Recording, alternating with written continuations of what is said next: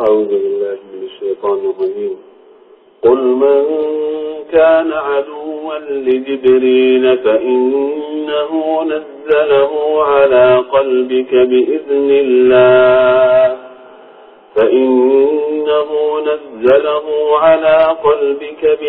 الله مصدقا لما بين يديه وهدى وبشرى للمؤمنين من كان عدوا لله وملائكته ورسله وجبريل وميكال فإن الله عدو للكافرين ولقد أنزلنا إليك آيات بينات وما يكفر بها إلا الفاسقون أو كلما عاهدوا عهدا نبذه فريق منهم بل أكثرهم لا يؤمنون ولما جاءهم رسول من عند الله مصدق لما معهم نبذ فريق من الذين أوتوا الكتاب كتاب الله وراء ظهورهم كأنهم لا يعلمون صدق الله العظيم. Assalamualaikum warahmatullahi wabarakatuh. Ketemu lagi dengan Yusuf Mansur di acara kesayangan kita, Wisata Hati Antv. Pemirsa, saya punya kenangan ketika pulang dari negeri Hong Kong. Di sana itu luar biasa toleransi terhadap bangsa-bangsa lain di luar Hong Kong. Ya, di setiap tempat penunjuk bacaannya itu 4 bahasa. Di pesawat, di bandara semua rata-rata 4 bahasa. Bahasa Hong Kong sendiri, bahasa India, bahasa Inggris dan bahasa Indonesia. Kenapa bahasa Indonesia ada? Karena alhamdulillah banyak saudara-saudara kita di sana yang bekerja di Hong Kong. Yang menarik adalah ketika di lapangan Victoria itu semacam Monasnya lah di Jakarta begitu, itu cuman ada 1 bahasa. Tidak ada 3 bahasa yang lain. Tahu nggak pemirsa? Tulisannya apa? Dilarang buang sampah. Mengejutkan. Artinya, bangsa lain sepertinya tidak perlu diberitahu soal sampah. Karena udah menjadi karakter dan darah dagingnya. Kedisiplinan terhadap kebersihan dan sampah sudah tidak perlu diberitahu lagi. Beda dengan saudara saya, beda dengan saya, beda dengan kita semua dari Indonesia. Masih perlu diberitahu. Oleh karena itu, satu-satunya tulisan dilarang buang sampah itu hanya dalam bahasa Indonesia. Hari ini kita belajar tentang kebersihan. Kita berharap kepada Allah SWT agar mudah-mudahan di rumah kita bersih, di lingkungan kita bersih, baik lingkungan rumah, lingkungan kantor, lingkungan sekolah, kampus, pabrik. Insya Allah mudah-mudahan hari ini adalah sumbangan kita buat Indonesia. Bicara tentang kebersihan.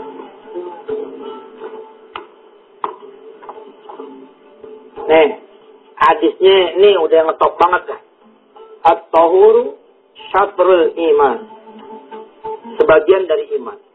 Saudara mungkin mengenal juga ya an-nazafatu. Walaupun ini teman-teman tidak bisa mencari sumbernya, tapi ini udah terkenal sekali menjadi idiom di agama kita. An-nazafatu minal iman. Kebersihan itu adalah dari sebagian iman. Hadis yang berikutnya ini akan saya bahas nanti setelah segmen yang berikut. Saya ingin cerita lagi ketika saya punya pengalaman tausiah di negara Hong Kong. Begitu saya masuk lapangan Victoria, itu saya jalan nih, kira-kira sama 3-4 orang begitu. Di belakang saya ada pasukan ngikutin, ada petugas ngikutin. Kalau di kita kan kalau ada yang ngikutin namanya intel ya, Indomie telur. Ini belakang. Tapi kalau di sana lain. Dan saya tanya sama teman-teman di Hong Kong, itu kita diikuti sama petugas tuh. Apa kata teman-teman? Enggak, Ustaz, itu petugas kebersihan. Hah? Petugas kebersihan ngapain nih ngikutin? Mereka standby, Ustaz. Kalau kita ini buang sampah, dia langsung pungut. Dia udah capek ngebilangin kita kali. Dia langsung ditempel sama petugas kebersihan. La haula wala quwwata illa billah. Nah, ketika kemudian saya bikin pengajian bersama teman-teman di lapangan Victoria, itu ada satu petugas yang begini modelnya. Waduh, kita ngaji diawasin nih, ada petugas yang berdiri begini. Ketawa lagi tuh teman-teman. Ustaz, mereka bukan polisi, Ustaz. Mereka petugas kebersihan. Kalau kita minum, botolnya nggak ditutup, terus kita meleng dikit, itu langsung petugas tuh ngambil, taruh di kantong, begini lagi dia. Subhanallah. Dan cuman ada di kelompok-kelompok kita doang, itu petugas kebersihan ada. Saya cerita bagaimana lagi lebih hebat di Jepang ya, tapi setelah yang berikutnya.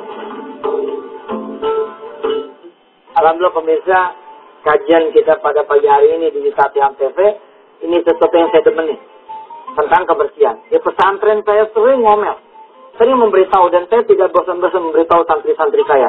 Hidup bersih, hidup bersih, hidup bersih. Saya pernah hidup tidak bersih di urusan gizi saya. Karena saya hidup dulu tidak bersih, jarang sikat gigi waktu kecil. Ini akibatnya kayak begini. Makanya saya sering bilang sama anak-anak saya, yang benar, saya jadi kayak papa lo giginya jelek. Dan saya nggak malu mengatakan itu karena ini menjadi suatu hasanah. Jangan sampai kemudian gara-gara kita hidup tidak bersih, lalu kita timbul penyakit, timbul wadorot, dan yang lain-lain. Di Indonesia ini, Masya Allah, Jakarta ini menjadi tempat sampah besar.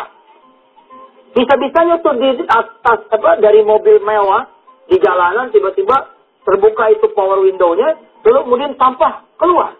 Di jalan raya. Aduh, ini hadisnya nih. Bismillahirrahmanirrahim. Innallaha thayyibun. Allah ini suci. Yuhibbut thayyibah. Senang sama yang suci. Bersih. Senang sama yang bersih. Nazifun yuhibbun nazafata. Bersih. Demen banget sama yang bersih. Demen sama kebersihan. Bagaimana mungkin Allah Tuhan kita yang nazif, tapi kitanya jadi jorok? Mau kena kalau belum 7 bulan, belum ganti warna, belum dicuci. Ya, giliran kita mau pakai, kita punya bini transit di Masjid Amanah gitu. Begitu mau pakai itu, pakai dulu tuh bini kita. Masya Allah, kain kita lebih kacau lagi. Kain kalau mau kena mendingan 7 bulan. Kalau kain 7 tahun. Mentang-mentang warna hitam, Allah karimun, Allah itu mulia. Yuhibbul karamah. Pemuliaan menyukai juga kemuliaan. Jangan sampai kita berbuatnya membuat kita menjadi hina. Wallahu jawadun yuhibbul jud. Allah ini dermawan, menyukai kedermawanan. Nah, kita mesti menjaga kita punya sikap, perilaku supaya tetap suci, ya, jaga wudu apa segala macam, an-nazafah ini kebersihan, karam kemuliaan, jud kemuliaan, ya, dermawanan, Fanadzifu niatakum. Maka kata Rasulullah, fanadzifu. Maka bersihkanlah niatakum. Niatakum. Maka bersihkanlah tempat-tempat kalian. Luar biasa kan? Ini harusnya menjadi patron atau fondasi dasar kita bermasyarakat. Tapi memang di Indonesia ini tidak terlatih. Kadang-kadang kalau pergi ke luar negeri ya, saya malu gitu. Di Singapura ya, di Australia, Masya Allah, anak-anak Australia itu kalau makan, subhanallah. Dia itu kalau belum bersih, dia tidak akan meninggalkan piring kotornya. Tapi kalau di kita gimana? Bukan cuma piringnya yang kita tinggalin, tapi sisa makanannya pun banyak menjadi mubazir. Saya pada satu lawatan ke negeri Jepang, begitu turun dari bandara, di Tokyo, jalan dikit, itu ada pusat pengelolaan sampah. Masya Allah pemirsa, bersihnya ngalang-ngalain mall di Indonesia. Mall di Indonesia itu kan bersih, ya di tempat-tempat utama toh. Tapi begitu ke belakang mallnya, udah hancur-hancuran. Apalagi ke kosan tempat karyawan mall, udah makin hancur. Ya, tapi di sana yang namanya tempat pengelolaan sampah yang berlantai-lantai, bersihnya Masya Allah. Dan nggak kurang-kurang tuh anggota-anggota dewan kita, petinggi-petinggi daerah kita, itu sudah dibanding ke sana. Tapi emang masalahnya masalah karakter, susah. Saya ya sengaja memperhatikan itu sudut-sudut kota Jepang, dari mulai Tokyo sampai Nagoya, Kyoto, Sapporo. di atas kereta, di atas bus, berjalan kaki, saya melihat kali-kali aja ada sampah gitu. Masya Allah pemirsa, ini saya ngomong beneran nih Mbak dari subuh ini. Demi Allah saya nggak ketemu itu namanya sampah. Walau cuman tutup botol atau sobekan kertas atau sobekan plastik, nggak ada, bener nggak ada. Saya tuh rindu negara saya bisa seperti itu. Ya, kalau satu daerah bersih karena ada banyak tong sampahnya, satu daerah bersih karena banyak petugas sampahnya biasa. Di Jepang kagak ada cerita tong sampah, nggak ada cerita petugas sampah. Kok bisa? Negara kagak ada Tuhan tuh. Nah, kita Tuhannya banyak. Ada yang Islam, ada yang apa, pada berantakan. Apalagi kita, mestinya malu nih jadi umat Islam. Kan mayoritas nyebut Indonesia, itu nyebut Islam. Saya keliling dari satu kota-kota lain di kota Jepang, ya di negara Jepang, nggak ketemu itu sampah. Di kota mana gitu, saya ngelihat tiba-tiba ada sampah. Saya teriak tuh, wah ada juga nih, gitu. Teman-teman pada nanya, ada apaan Tat? Ada juga sampah. Dengan entengnya teman-teman ngomong begini, oh itu barusan ada orang Indonesia di situ. Kacau itu. Sekalinya ada sampah, katanya di situ tadi ada orang Indonesia. Ampun. Saya ke Malaysia. Saya bukan membanggain negara orang nih. Ini jadi pelajaran buat kita orang Indonesia. Saya ke Malaysia. Ke Johor. Saya sampai keliling inspeksi tuh. Saya keliling gitu ke selokan-selokannya. Itu selokan kayak habis dipel. Allah. Pas selokan sih bisa kagak ada debunya. Gimana ceritanya, Pak? Saya mulai. Ini ada sudut nih yang tidak dijamah oleh manusia. Berangkatlah. Saya berangkat ke situ. Bersih juga, saudara. Waktu dulu zamannya Agim ceramah betul-betul di TV banyak. Saya pernah, atau zaman Zainuddin lah. Kiai Zainuddin almarhum. Saya itu ketawa ya jadi anak muda ya. Jadi remaja waktu itu. Sekarang udah tuaan. 35 umur gitu. Dulu Agim sama Kiai Zainuddin ngomong begini. Kalau nyari masjid gampang. Gak usah nanya sama orang. Gimana caranya? Begini aja. Nah. Atau nyari toilet. Nyari tempat wudhu. Kalau kita udah masuk masjid nih. Nyari toilet. Gak usah nanya. Di mana toiletnya? Gak usah. Pasang hidung aja. Oh, di sini nih toilet. Karena bau. Ini kan Masya Allah. Di mall-mall, musola-musola, demak-demak. Alhamdulillah sekarang udah mulai. Musola-musola cakep-cakep, bagus-bagus, masjid-masjid. Kenapa kita bisa begitu coba? Karena kita tidak memahami Islam itu sendiri. Apalagi saudara nih, panitia pembangunan masjid. Coba ada tanya. Nih, ente nih umpama ada yang panitia pembangunan masjid. Coba, ada nggak masuk anggaran kebersihan? Nggak bakalan ada nih, hampir di mana-mana nggak ada anggaran kebersihan. Yang ada anggaran pembangunan. Jangankan anggaran kebersihan, anggaran imam aja nggak ada. Allah dan Rasulnya menyeru kita hidup bersih. Nanti bagaimananya kita sambung deh. Jangan sampai kita di Indonesia yang katanya Islamnya mayoritas, tapi kok kebersihan malah langka di negeri ini. Ya, saya pernah ke lupa ya. Tapi ntar aja dah ceritanya. Habis yang berikut ini ya. Silakan lihat dulu. Alhamdulillah pemirsa masih bersama itu masih di wisata TNTP. Bersih hati penting. Bersih pikiran juga penting. Tapi bersih diri. Bersih lingkungan juga penting.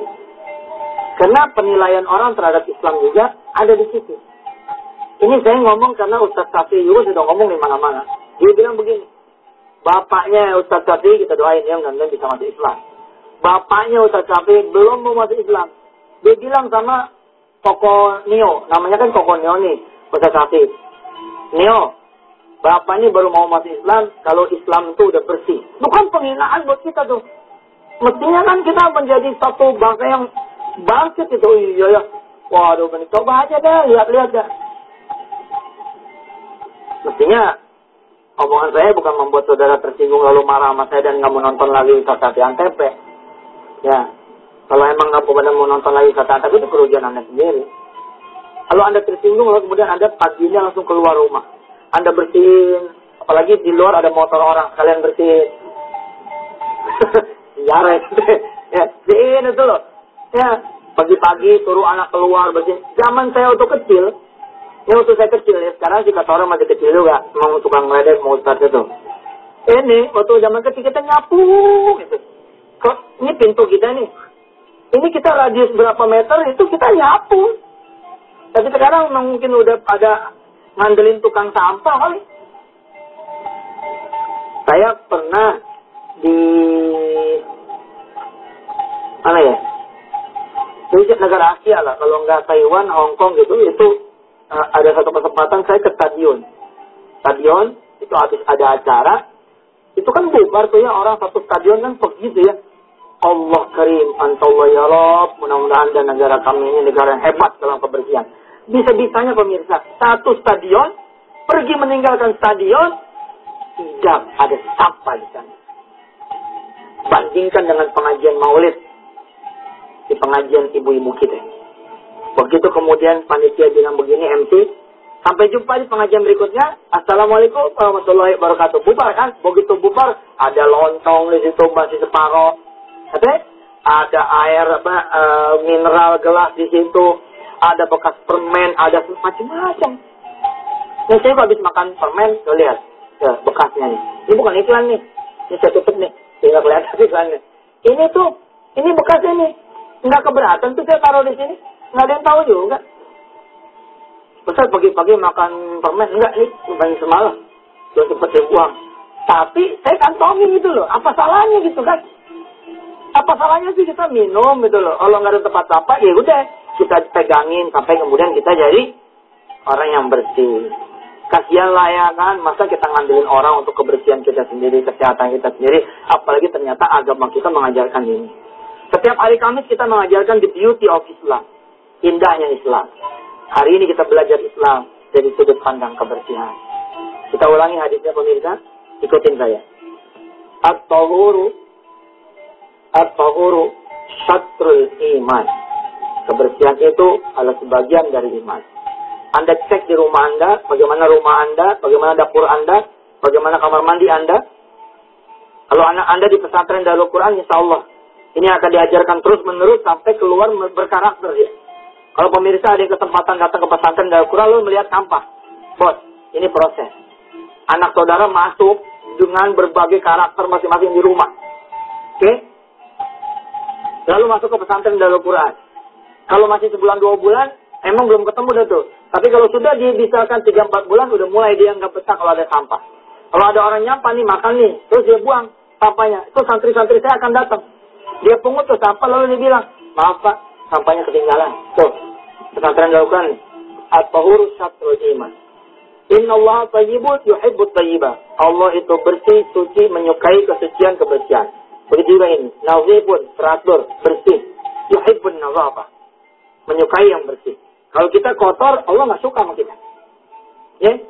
Kalau kita kotor, Allah nggak suka sama kita. Karimun yuhibbul karamah. Kita harus hidup mulia karena Allah ini mencintai kemuliaan sebab Dia juga adalah yang maha mulia. Jawadun yuhibbul jud. Ya? Dia itu dermawan, menyukai kedermawanan. Fanazifu asniyatakum. Maka Rasulullah menyuruh kita menjadi bagian dari ibadah agar kita merapikan tempat-tempat di tempat kita. Mulai sekarang pemirsa, operasi bersih. Operasi bersih. Mudah-mudahan ya kita bisa pertajam ini materi bagus nih. Kita tidak akan langsung close di minggu ini. Minggu depan Kamis ingetin lewat Twitter @yusuf_mansur atau lewat website wisatati.com kita akan teruskan tema tentang kebersihan. Kita belum ngomong kebersihan harta belum. Kita baru ngomong kebersihan yang sifatnya fisik supaya orang menganggap kita ini mulia. Mudah-mudahan pemirsa Allah merestui dan meridai apa yang kita inginkan terhadap agama dan bangsa kita supaya bisa hidup bersih lahir batin, luar dalam, pikiran dan diri kita semua. Saya Yusuf Mansur, sampai ketemu besok hari Jumat kita membahas tentang sedekah. Wassalamualaikum warahmatullahi wabarakatuh.